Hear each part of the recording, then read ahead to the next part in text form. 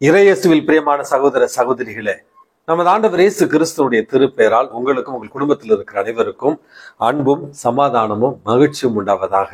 அன்புமிக்கவர்களே, June மாதம் 10ஆம் தேதி தாயாம் திரு அவை புனித பார்டோ என்று சொல்லப்படுகிற ஜெர்மனி தேசத்தை சார்ந்த ஆயர் ஒருவருடைய நினைவு நாளைத்தான் கொண்டாடுகிறது. இவர் வாழ்ந்தது திருச்சபையுடைய வரலாற்றுல 10வது நூற்றாண்டுல. பிறந்தது, வளர்ந்தது, பணி செய்தது அனைத்துமே ஜெர்மனி தேசத்துல. அன்புமிக்கவர்களே, இவர் ஒரு ஆசீர்வாதப்ப துறவு சபையில சேர்ந்து ஒரு குருவாக திருநிலைப்படுத்தப்படுகிறார். இவருடைய நற்குணங்கள் காரணமாகவும் பணி வாழ்வின் காரணமாகவும் நம்பிக்கை மிகுந்த விசுவாசம் உள்ள ஒரு வாழ்வின் காரணமாகவும் இவர் ஜெர்மனி தேசத்துல மைன்ஸ் என்று சொல்லப்படுகிற ஒரு நகரத்தினுடைய ஆயராக உயர்த்தப்பட்டார். ஆயராக உயர்த்தப்பட்டாலும் மிக ஏழ்மையான ஒரு வாழ்வை வாழ்ந்து தாட்சியுள்ள ஒரு புனிதராக இவர் வாழ்ந்தார் என்றும் இவருடைய வாழ்க்கையில நம்ம வாசிக்கிறோம். பல்வேறு வகையான ஒருத்தல் முயற்சிகளை இவர் மேற்கொண்ட ஒரு காரணத்தினால் திருத்தந்தை இவரிடத்துல நேரடியாக தொடர்பு கொண்டு அதிகமான ஒருத்தல் முயற்சிகளை மேற்கொள்ள வேண்டாம், காரணம் நம்முடைய வாழ்க்கைக்கு உடல் ரீதியான ஆற்றலும் தேவை அப்படி என்பதை புரிய வைக்கிற அளவுக்கு ஒருத்தல் முயற்சிகளை மேற்கொண்ட ஒரு புனிதராக இந்த புனித பார்டோ பார்க்கப்படுகிறார்.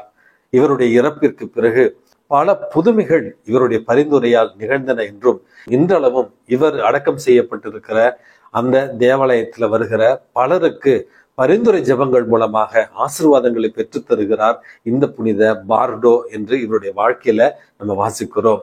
அன்புமிக்கவர்களே, நம்முடைய வாழ்க்கையில கூட உடல் ரீதியான மன ரீதியான ஒருத்த முயற்சிகளை மேற்கொண்டு அதன் வழியாக கடவுளை மாட்சிமைப்படுத்த இறைவன் உங்களையும் என்னையும் தூண்டுவாராக. அன்புமிக்கவர்களே, திருச்சபையுடைய இந்த வழிபாட்டு கால அட்டவணையில பாஸ்கு காலம் நிறைவுற்றிருக்கிறது. இன்று பொது காலத்தினுடைய 10வது ஞாயிற்றுக்கிழமையினுடைய செவ்வாய்க்கிழமையை நம்ம சிறப்பு செய்து கொண்டிருக்கிறோம். இன்றைக்கு நமக்கு கொடுக்கப்பட்டிருக்கிற நற்செய்தி வாசகத்துல நம்ம ஆண்டவர் இயேசு கிறிஸ்து ஒரு கிறிஸ்தவன் அல்லது கிறிஸ்துவை பின்பற்றுகிற கிறிஸ்துவின் சீடனுடைய வாழ்வு எப்படியாக இருக்க வேண்டும் என்கிற 2 உதாரணங்களை இன்றைக்கு நமக்கு தருகிறார். முதலாவது, நீங்கள் உலகிற்கு உப்பாய் இருக்க வேண்டும் அப்படி என்கிற முதல் செய்தியையும், இரண்டாவது, உலகிற்கு நீங்கள் ஒளியாக இருக்க வேண்டும் என்கிற 2வது செய்தியையும் நமக்கு கொடுக்கிறார். உப்பு உவர்பற்று போனால் எதை கொண்டு மறுபடியும் அதை ஓர்ப்பாக நம்ம மாற்ற முடியும்? உப்பு 2 தன்மைகளை அல்லது இயல்புகளை கொண்டிருக்கிறது. முதலாவது பிரிசர்விங் நேச்சர் என்று சொல்வார்கள், பாதுகாக்கிற ஒரு இயல்பையும், இரண்டாவது சுவையூட்டுகிற ஒரு இயல்பையும் உப்பு கொண்டிருக்கிறது. அன்புமிக்கவர்களே, இந்த மண்ணுலகளை இயேசு கிறிஸ்து நமக்கு விட்டு சென்றிருக்கிற மதிப்பீடுகளை, கிறிஸ்தவத்தின் மதிப்பீடுகளை பாதுகாப்பவர்களாக நம்ம இருக்க வேண்டும். அதே நேரத்துல நம்முடைய நற்பழக்கங்கள் அல்லது புண்ணிய மிகுந்த ஒரு வாழ்க்கையால இந்த உலகத்திற்கு இன்னும் நாம் சுவையூட்ட வேண்டும், இந்த உலகத்தை இன்னும் நாம் மெருகுபடுத்த வேண்டும் என்பதைத்தான் முதல் செய்தியாக இன்றைக்கு இறைவன் நமக்கு தருகிறார். இரண்டாவது ஒரு செய்தியாக, நீங்கள் உலகிற்கு ஒளியாக இருக்க வேண்டும். மலை மேல் இருக்கிற ஊர் மறைவாக இருக்க முடியாது. அதே போல யாரும் விளக்கை ஏற்றி மறைவாக வைப்பதில்லை, உங்கள் ஒளி மனிதர் முன் ஒளிர்வதாக என்று சொல்லுவதன் மூலமாக கிறிஸ்து இயேசு உலகின் ஒளி. அந்த ஒளியை விசுவாசத்துல பெற்றிருக்கிற நீங்களும் நானும் நம்முடைய நம்பிக்கை நிறைந்த வாழ்க்கையால உலகிற்கு ஒளியாக இருக்க வேண்டும் என்கிற 2வது செய்தியையும் இன்றைக்கு நமது ஆண்டவர் இயேசு கிறிஸ்து தருகிறார்.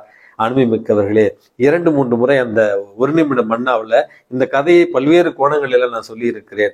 உதவி செய்த ஒரு பெண்மணியை அந்த சிறுவன் பார்த்து கண்களில் கண்ணீரோடு, நீங்கள் தான் இயேசுவின் தாயா அப்படி என்று கேட்கிற அளவுக்கு அந்த பெண்ணை பார்த்து அந்த சிறுவனுடைய மனதுல தனக்கு உதவி செய்தவர் அன்னை மரியாளத்தான் இருக்க வேண்டும், இயேசுவனுடைய தாயாகத்தான் இருக்க வேண்டும் என்று அந்த ஒரு பெண்ணினுடைய முகத்துல கடவுளுடைய தாயை பார்த்த அந்த சிறுவனை போல நம்முடைய வாழ்வால் மற்றவர்களுக்கு கிறிஸ்துவை அறிவிக்க, கிறிஸ்துவனுடைய மதிப்பீடுகளோடு இந்த உலகை இன்னும் மெருகற்ற இந்த உலகத்திற்கு ஒளியாக விளங்கிட உங்களையும் என்னையும் இறைவன் இன்றைக்கு தூண்டுவாராக.